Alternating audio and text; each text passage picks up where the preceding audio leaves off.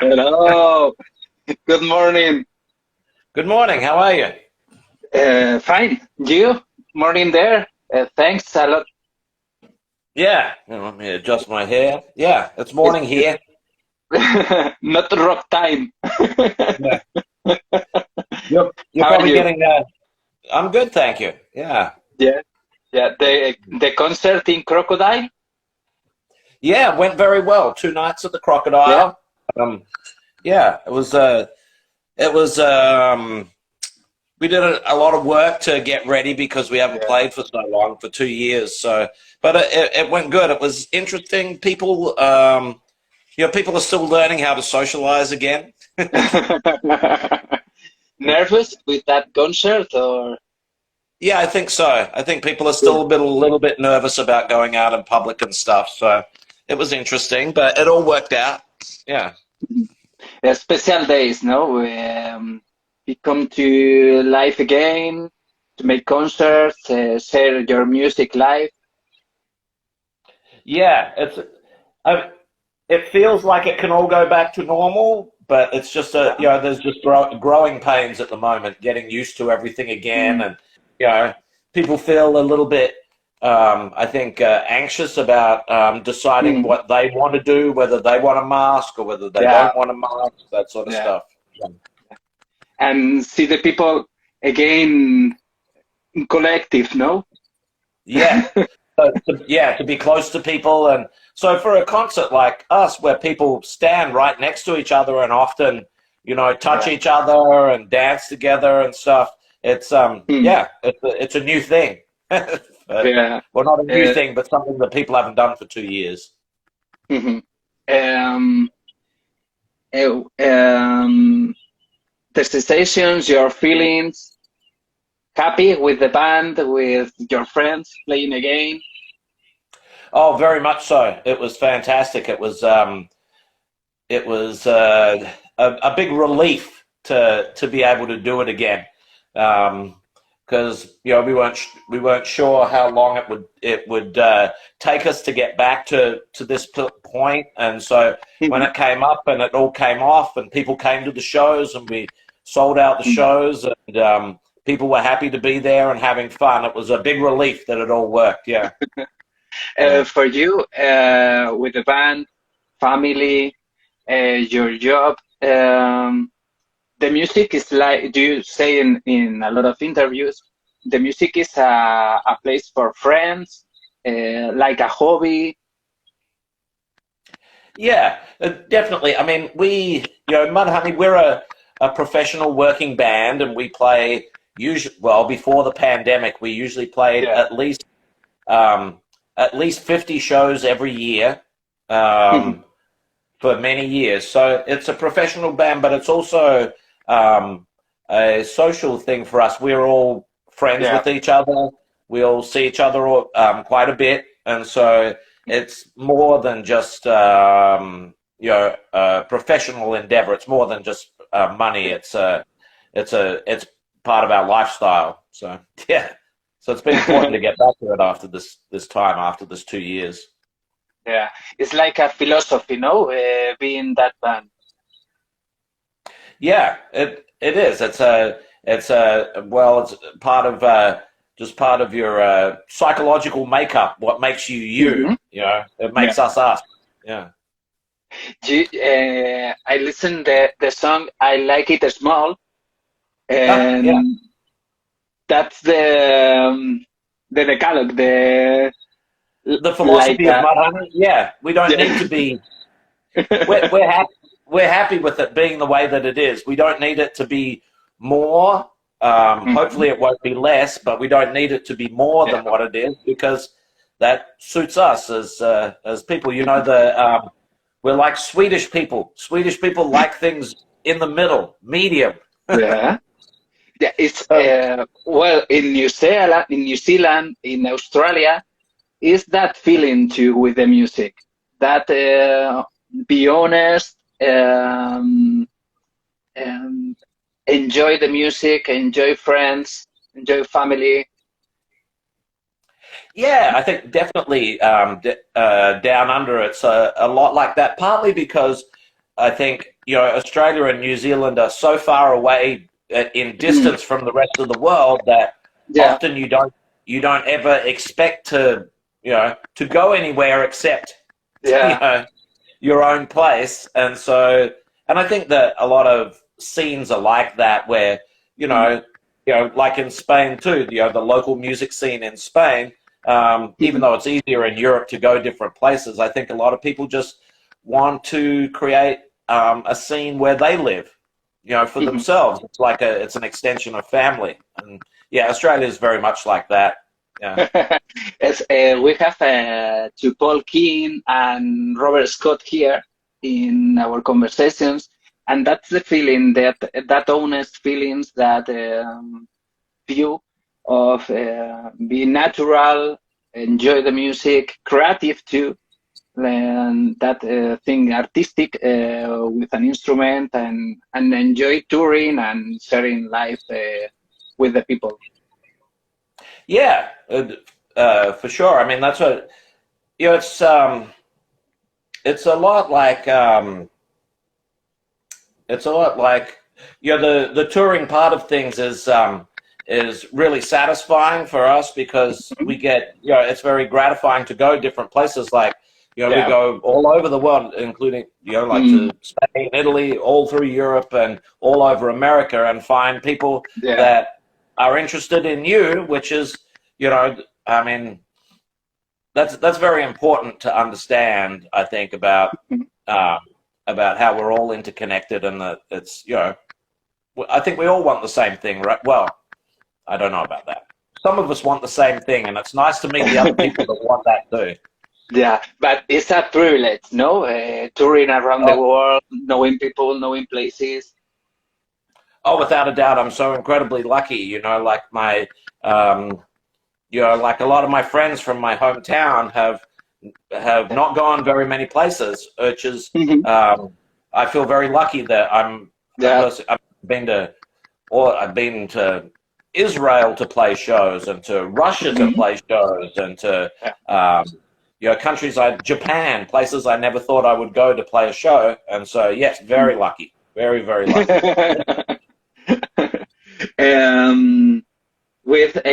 We speak many times, but can't make that live, because you are very busy with your family, your job in the hospital, and make that COVID Diaries podcast. That's a needle to explain to the other people what is going on, what's the situation in one moment, in one concrete moment, and explain to the people. Yeah, so that was so we've all got things going on in our lives, families and children. I know you do too, and and regular job, and it's you've got to balance all those things. But so what happened a couple of years ago when the pandemic hit was, I got reassigned at work to special duties for COVID, and so I was working on the night shift, and I was isolating from my family when I came home from work, just to make sure that that we didn't get infected. I didn't know if I was getting infected when I was at work, and so when I was doing that, I was down in the basement of our house, and I had a lot of time just sitting there in the basement. I was not at work, and we weren't playing music, of course, together. And so I started to write a diary about what was happening at the hospital. And then, and then after a while, after I'd written quite a lot of the diary, I was talking to people at work, and they said, "Oh, you should tell that, you should let other people know about what you're writing." And I thought the best way to do it was, rather than to just have the diary, was the people that I was working with, I wanted to interview them and have their stories as part of the diary. So I just started, because you know about podcasting. Just have, you pick out a program to use, and then it was actually quite easy to learn how to do the podcast. I was surprised, and so I started making the podcast with a friend of mine. interview the people at work to get their stories, because some of the people at work have very interesting jobs and interesting stories and experiences that you don't hear on the news or so that was why I did it, because it was because I wanted to tell those stories of my co-workers. And also once I made one of them, it wasn't that hard, so it was like, oh, this isn't that difficult, I could make more of these. So yeah. Well, and your job, your friends, what's the word to say about your friends in job? Oh, what did my friends at the hospital? Yeah. So what do they say? What do they say about my job in music, or about my? No, about that COVID diaries. Yeah, so that's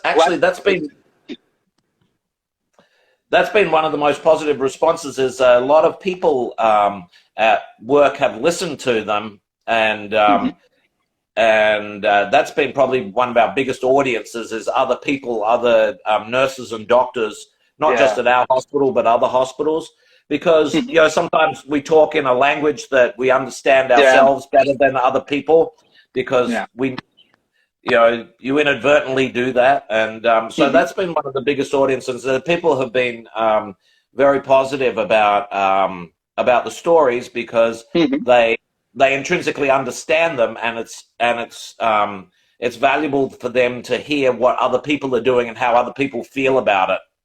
Because that's what's happened, is we've been quite isolated from each other for 2 years now. And so any way to reach out and make those connections makes people feel, oh, I'm not the only one doing this. I'm not the only one. I think that's that's the view, no? To share your point of view, like being in a hospital and see many experiences and share with other ones. Yeah, not just share with people who aren't in the hospital. It's valuable for other people in the hospital to know that we're all feeling the same way, and that we're all working on the same thing. And so, I agree. It's a really great idea, I think. Oh, well, thank you. Yeah. Yeah. It seemed like I should do something else, because there has been a lot of extra time, right? These last 2 years, no rock shows, no, my daughter plays sport. That's one thing, but usually the other stuff that kids do together, as you know, like go to parties and that, there's been none of that sort of thing. So there has been a lot of extra time, and so I thought, well, I'll use the extra time. It's perfect. And like with the music, helping to others, sharing emotions, opinions, it's important for you. Yeah, it's the music thing. Like, obviously, we would have loved to have been able to go out and play and do more. Make things feel more normal. But but we'll get back to it now. That times new songs. You are recording with MUDHONEY new album. Yeah, so that's one thing. Like yes, exactly. We're very happy about it too. After the Delta wave, when things sort of came down, we were all vaccinated, or MUDHONEY were vaccinated at that point. We decided that we'd go back and we'd write some songs, because we couldn't play live, but we could get together ourselves because we were all vaccinated and it was safe. And we wrote over 20 songs, because Whoa! Yeah, because we all had ideas for 2 years that we had. So we came back together. And it all came out. And we wrote over 20 songs, and then we went to the recording studio. So now the little problem that we're having, is that we have a lot of stuff that we've recorded, which now have to go through the process of mixing and producing and making sound right for the record. And because we made so many songs, that's taking a little bit longer than normal than if you just have, because an album usually has like 10 or 12 songs on it. Yeah.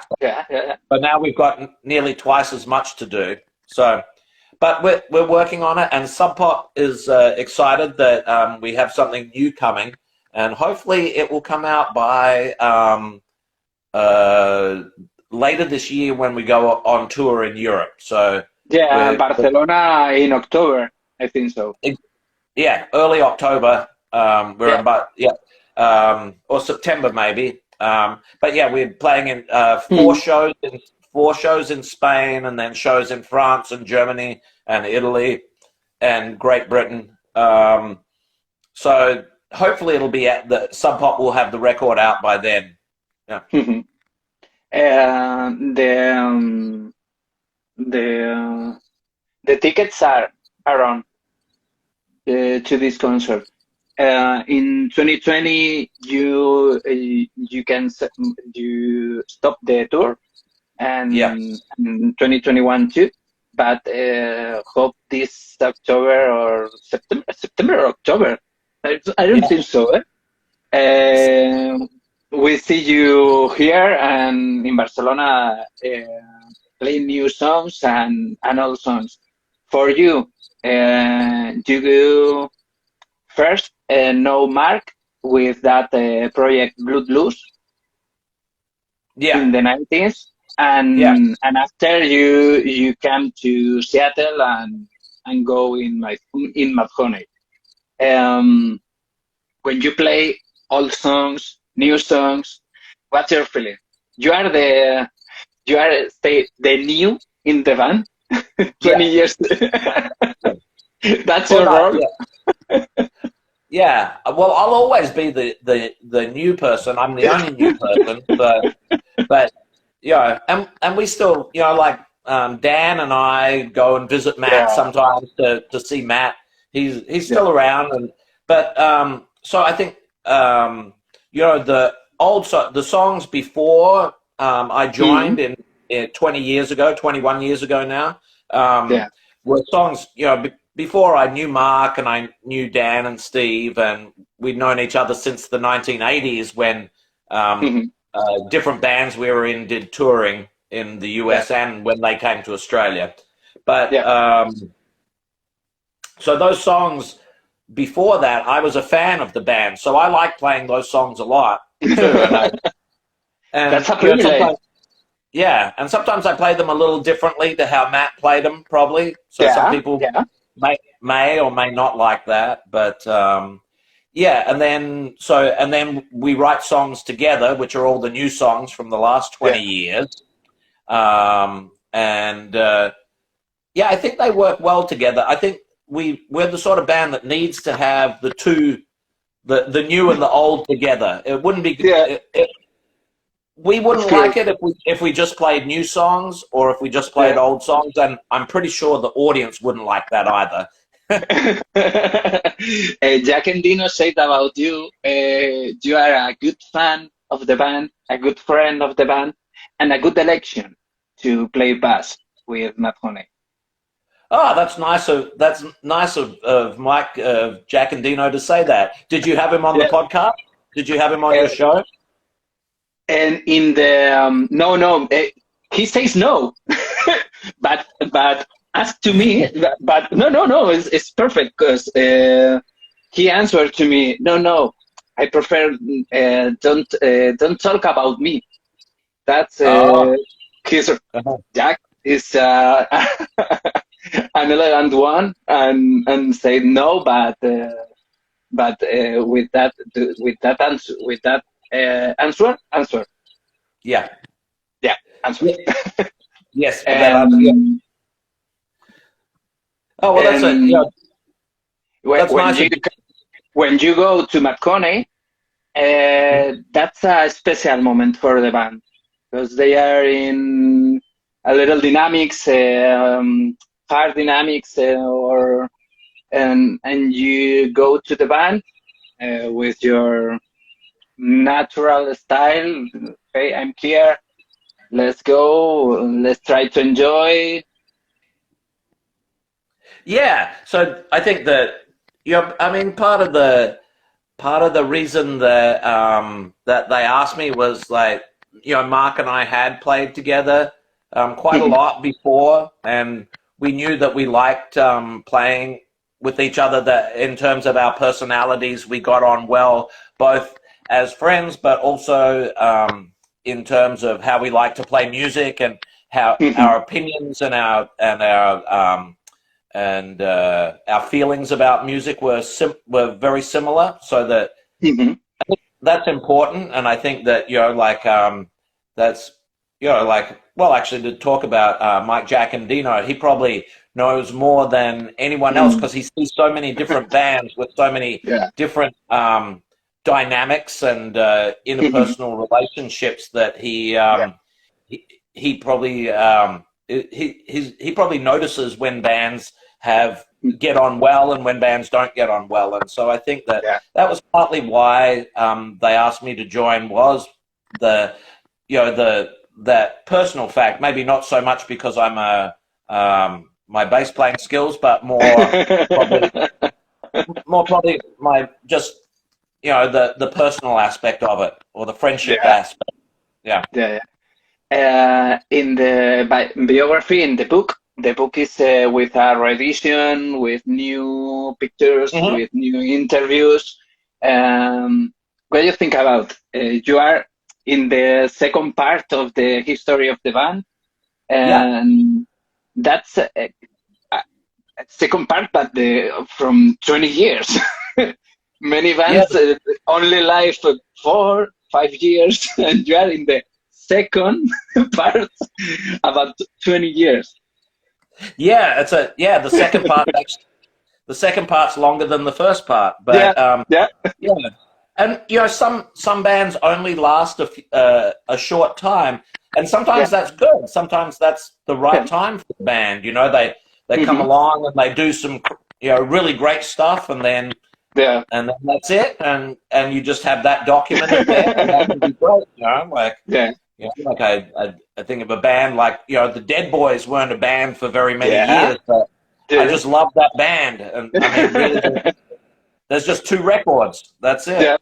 But I think the book is really good. The journalist Keith Cameron is a friend of ours, as well as someone who's very interested in the band, and also a very good journalist. He works for Mojo magazine, so his life is writing about music essentially, and I think he did a really good job with the book, and I think that he understands where the band's coming from, and so the book turned out well. And the new edition has some updates for what's going on now at the moment, and some new pictures and stuff. So I think it was a good time for it to come out.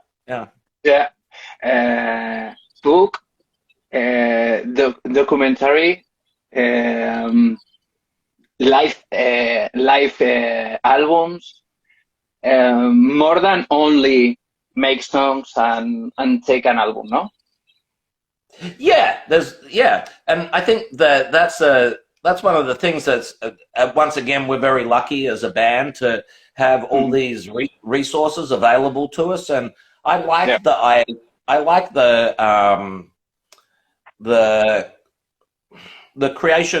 creating artifacts, like making things, and so when things come out, like like when a live album comes out from a concert somewhere in the world, I like that. I really enjoy the fact that someone's taken the time to make an artifact of us, and the book is the same. That someone's taken the time to make this artifact, and it's a bit like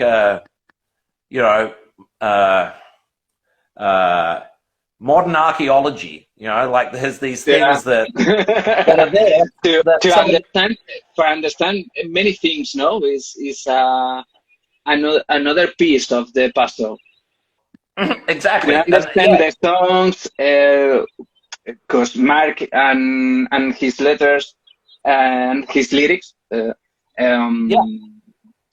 are more concrete, are politics, and not only enjoy and party and no, this is not the message. Yeah. So yeah, and Mark, I mean, it's undeniable that the last record was written at a time when politics were very dark and serious Mm-hmm. in this country and around the world. It was not a good time. Maybe Yeah. still it is not a good time, right? Mm-hmm. Uh, and Mark's lyrics reflect that. And there's he's very thoughtful, but I like that he can write about these serious things and still maintain a sense of Yeah. humor. Yeah.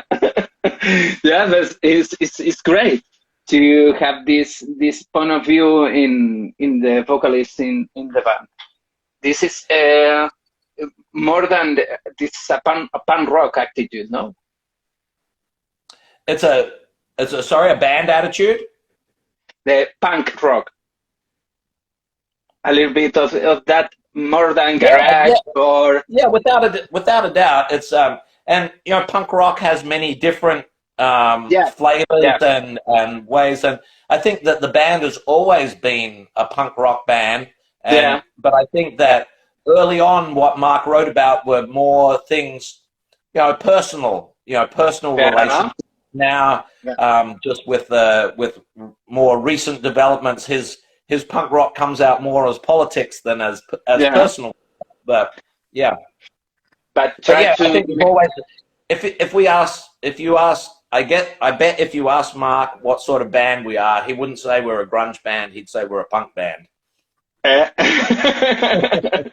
sure. The influences, MC5, Stooges, Suicide. You talk about Dead Boys, The Saints, New Christ, and Hmm. music lovers. In MUDHONEY, they are four friends and really, really music lovers. And because of our generation, we're all in our mid 50s Yeah. to late 50s now, and so those influences were the influences that we had when we were younger. Mm-hmm. But I think that those bands are so legendary now that everyone is influenced by them because it's Mm-hmm. you continue to hear about them because other bands like us will always say, oh, we love the Stooges and they were a big influence on us, and then other people will perhaps look into the Stooges. But I think that so in our band we have two really serious record collectors. Both Steve and Dan have some of the biggest record collections I've ever seen in my life. Yes, Steve have many, many, many, many, many records. Yeah, Steve is a famous record collector in terms Yeah. of all the interesting stuff that he collects and also how much stuff he has. But so I think that that's one thing is when you're interested in music, it's not just a few influences; it's everything. Like Yep. and sometimes in more recent years I've become more interested in electronic music, and so now I go back and I Yeah. look for Beauty, older beauty, things. That, beauty Hmm? hunters.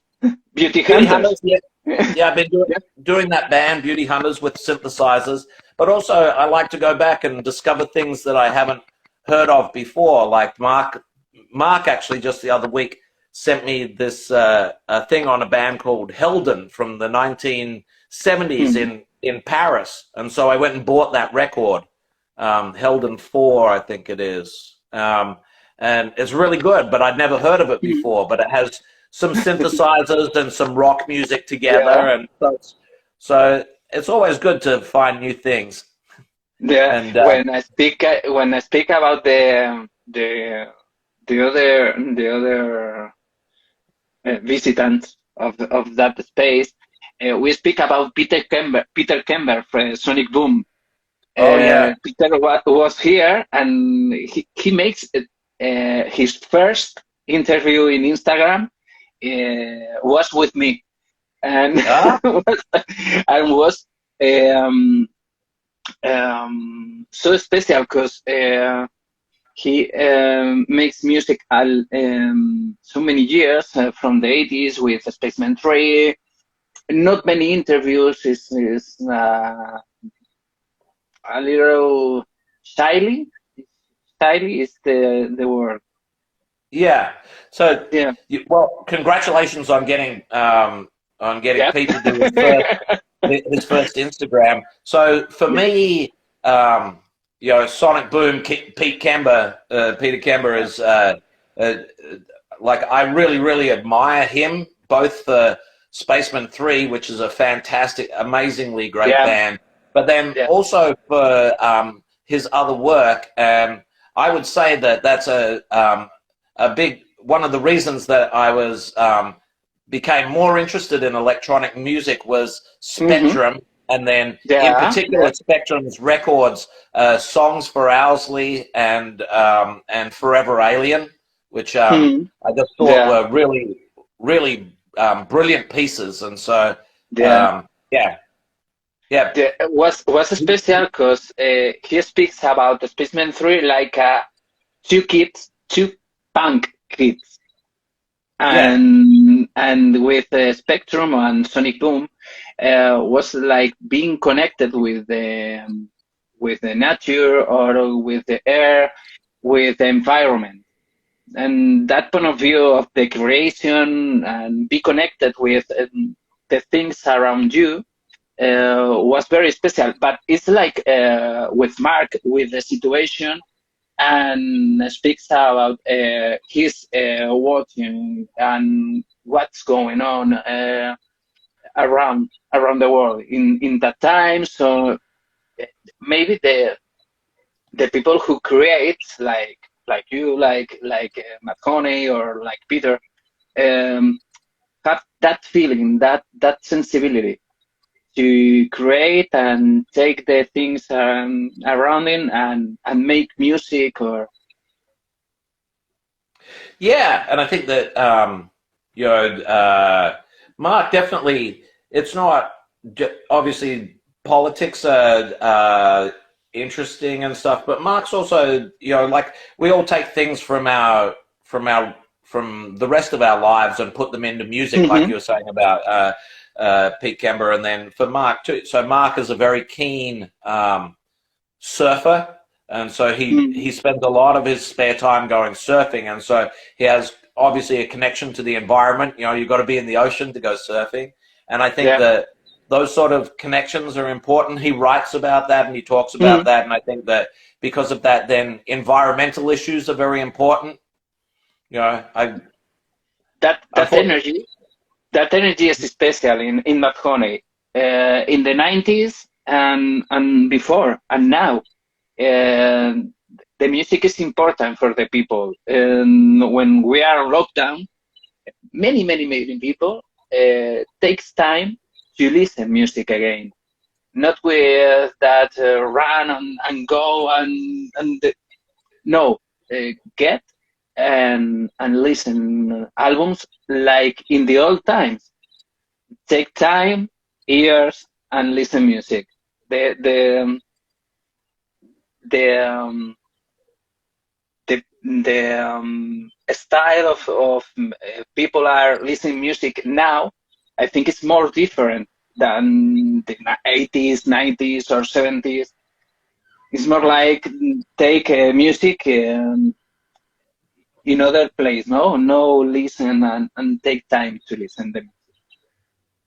yeah. So yeah, before like the traditional way to listen to music was to buy a Yeah, physical record and take it thanks. to the record player, and then you can't go anywhere. And now, yeah, with all the different formats, the ability to stream music and stuff, that people Mhm. can listen anywhere, anytime, and it's definitely changed the way people listen to music. And then music has become more soundtracks to other Yeah, activities, like yeah, that's the word. That's the film, like yeah. soundtrack. It's not the traditional style. Oh, thanks for understanding my poor English. No, no, Really. No, I know exactly what you mean, Paula. It's, yeah, which is interesting, which is a change, and it's, I think it's good because Yeah. I, I like, the way that a soundtrack works in a movie gives the images a different feel, and the same way Mhm. that it changes the way people live their life if they can have music Mhm. there as a soundtrack. So I think it's a good thing. Mhm. I still like records, and I still Yeah. like to go to the record player and put it on and just sit there and listen. Yeah. But And of course the musicians being physical, watching in concert, you are people near of the, you are a band near of the people of your fans or followers or MUDHONEY listeners, or um, you are near of the people, not oh, MUDHONEY, you are, are there and not we can speak with you and no, very yeah, accessible. yeah, and I think that gives us a lot of satisfaction as well that people can just come to us Mm, and we're approachable. It's not, we're not so special that we need yeah. to be safe somewhere away. And I think, and it makes, like just the other day, someone came to the shows here in Mm. Seattle, all the way from Scotland. They flew from Scotland to watch us Wow. play. And so, yeah, which is a long way. And so we Yeah. went, Dan and I went and met with them and had some lunch with them, because that's a big commitment Yeah. Yeah. to go to the other side of the world to watch some people. And we've met this person before, so we're friendly. But I think that that's important for us as a band, is that we have these connections with people, or Mhm. yeah, it's important for us. I think it helps us to understand Yeah. why we do it. Yeah. And the moment to after the concert to buy the music or the merchandise, or you are there. Yeah. Well, and we're very thankful that people want to buy our stuff as well, because that keeps the whole thing going. And but yeah, I mean, I don't. I think it's different for some people who are, perhaps very famous, and people act differently towards them. Like if Mhm. you were Eddie Vedder or the guys in Pearl Jam, some of the people become very Yeah. obsessive about their Yeah. fame. But we're lucky because our fame is Yeah. not as big, so Yeah. it's more comfortable for us to be Yeah. with. You know. You can take a beer in the first band in a night and see the band, and after you can play and don't take a risk, or Yeah, it's all it's natural. we're at exactly the right size for us. Like you said before, like I like it small. The song Yeah. that's the same sort of thing. Like it works well for us to have that like element of community and Yeah. be able to be connected, and not to have all those extra things in place that Mhm. um, some of the bigger, more famous bands, they don't get to Mhm. to see their Yeah. fans up close and stuff, because it's well, they do probably sometimes, but there's a lot more Yeah. stuff going on, a lot more infrastructure, security guards, big trucks, all that sort of stuff. It's different. So You are the lucky ones, no? we are the lucky ones. We're the lucky ones that like it. We're the lucky ones that like it small. Yeah.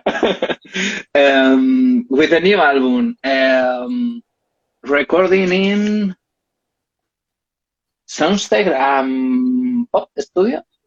Yeah, in Crackle and Pop, we recorded it there again. Yeah. We've been Crackle and Pop. working with. Yeah, we've Johnny been working with Sangster. Johnny Sangster, no? Johnny With Sangster, the, exactly, who yeah. who played with us on Wednesday night with his band, the Tripwires, which opened the show. And we've been working with Johnny for the last 3 records have been made with him. And Yeah. we have a great relationship. He understands what we need and what we want to sound like. And he's He does a great job, and that's his studio there that that he runs is Crackle and Pop, and it's right in Seattle, right in the city of Seattle. So it's Mhm.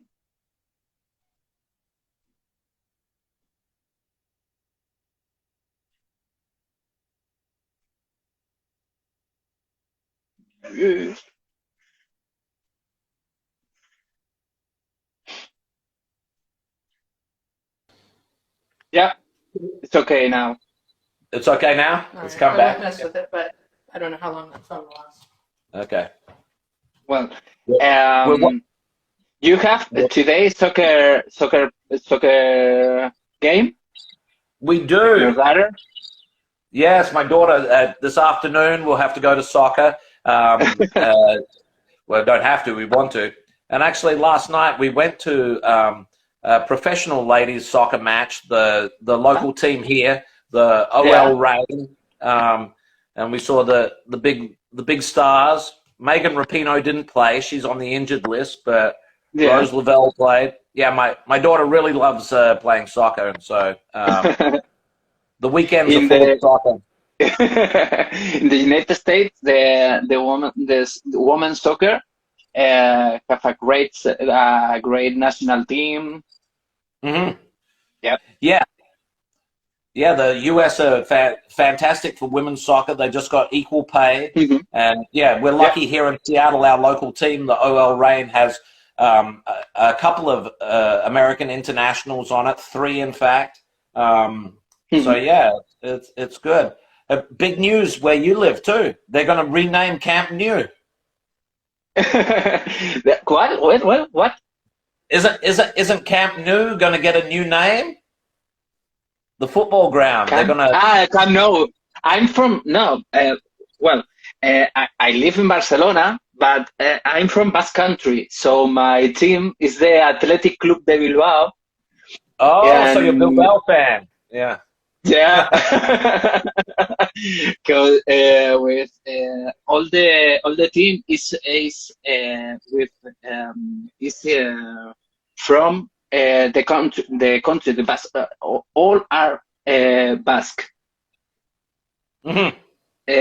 Is the only team in the professional leagues with Where every player is from the same place. yeah, yeah, yeah, the only one in Europe. Wow.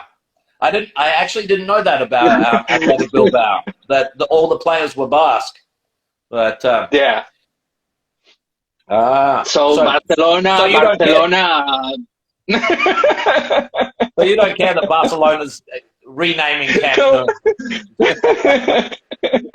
That's a selection. It's an international selection, international team.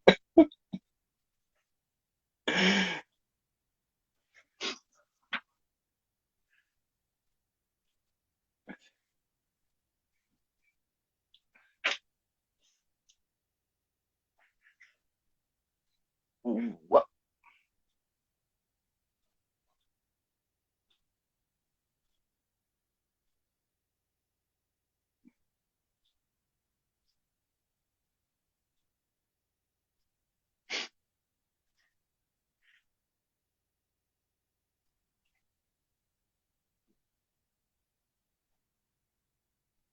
Let's try.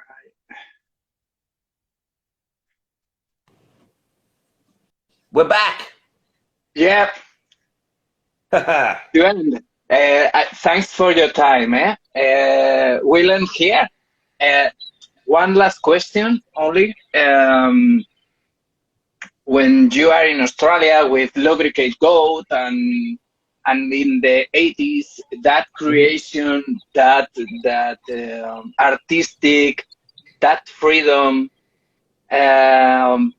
these times are more different about the lyrics they made. I Yeah. think in the 80s they are more freedom, maybe. It's possible. Well, back then when I was in Lubricated Goat, I was very young. I was just 20, 21 years old when I joined, Mhm. Yeah. and that was a fantastic experience for me because that band we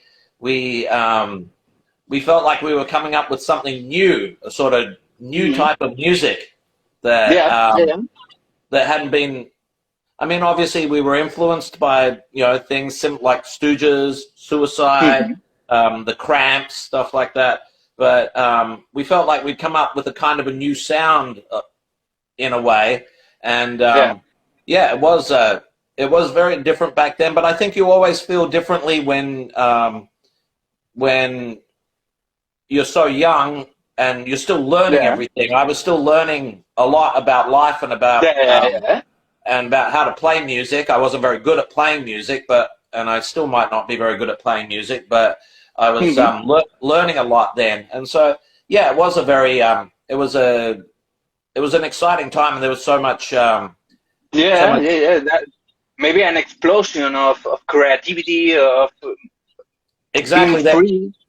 Yeah, and I was lucky to be in a scene like that in Sydney, where the Lubricated Goat were from at that time, and there were lots of other bands that were doing interesting things, which was a bit like what was happening in Seattle at the same time. Where there were a lot of bands coming together doing a new thing, and it all exploded from there.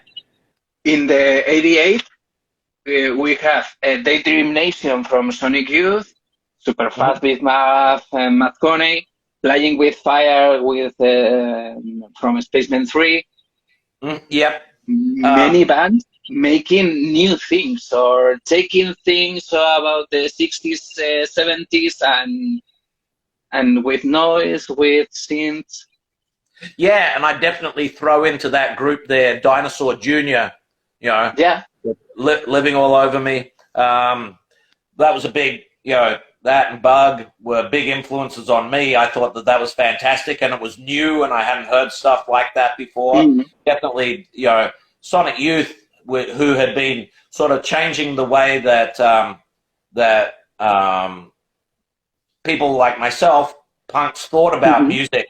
Definitely, they did a lot to change how we looked at music, and then by the time they made Daydream Nation, which is a magnificent record, they'd really solidified this new style of this new music, I guess you would call it. It was a new music, Do you know you are an influence? Do you know you are an influence for others? To the new band? I guess so. If you keep going long enough, then someone, hopefully, if you make something that is good, then someone will be influenced by it. And I'm glad that people think that it's good enough to help them make something. But well, do you think MC5, Stooges, Suicide, Spaceman 3, MUDHONEY? They are the band is there.